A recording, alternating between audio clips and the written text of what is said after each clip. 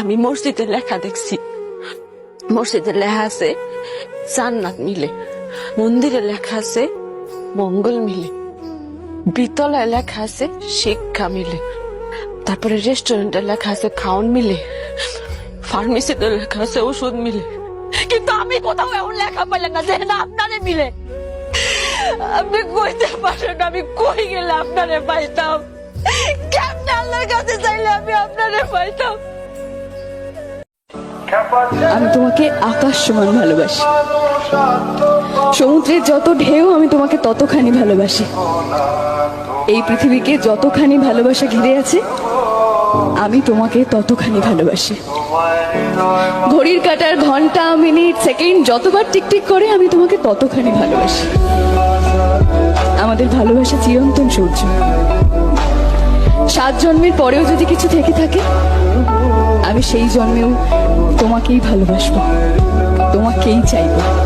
পৃথিবীতে সবচেয়ে অসহায় সে, যে নিজের রাগ, অভিমান, কষ্ট কাউকে দেখাতে পারে না, একটু চিৎকার করে কাঁদতে পারে না, শুধু মিথ্যা হাসির আড়ালে চোখের জল লুকিয়ে রাখে। আমি এমন একটা মেয়ে যে আজ পর্যন্ত না হতে পেরেছি পরিবারের কাছে উপযুক্ত সন্তান, না হতে পেরেছি কারো জীবনের প্রিয় বন্ধু, না হতে পেরেছি নিজের প্রিয় মানুষটার জীবনের প্রিয় মানুষ হয়ে উঠতে, না হতে পেরেছি কারো জীবনে ভালো দিদি বা বোন হয়ে উঠতে। কথায় আছে না, কিছু কিছু মানুষ কখনো কারো জীবনে কখনো ভালো হতে পারে না। কথাটার উপযুক্ত উদাহরণ আমি নিজে। তাই তো আজ আমি সবার কাছে অবহেলার পাত্র। আমার ব্যাপারে আমি যা না জানি তার থেকে ভালো জানে আমার পাড়া প্রতিবেশী, কারণ তাদেরকে আমি বেতন ছাড়াই আমার বান্দি দাসী রাখছি।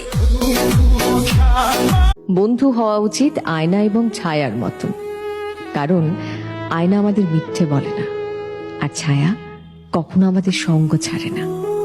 ঠিক তেমনি একজন ভালো বন্ধু আয়নার মতন স্বচ্ছ হয়, যে সবসময় আমাকে সত্যিটাই বলবে। আমাকে খারাপ পথে যাওয়া থেকে আটকানোর জন্য সে আপ্রাণ চেষ্টা করবে। আমি কি মনে করব এই কথার তোয়াক্কা না করে সে সমস্ত অপ্রীতিকর কথা সে বলতে রাজি, যেটা বললে হয়তো আমার ভালো হতে পারে। যে কথা আছে না, মানুষ থাকতে মানুষের মর্ম কেউ বোঝে না, হাতে ফেলে আমি ঠিকই বুঝে। এই তো দেখো, আজকে যখন তুমি আমার হারায় ফেলতেছিলে তখন তুমি আমার মর্ম ঠিকই বুঝে।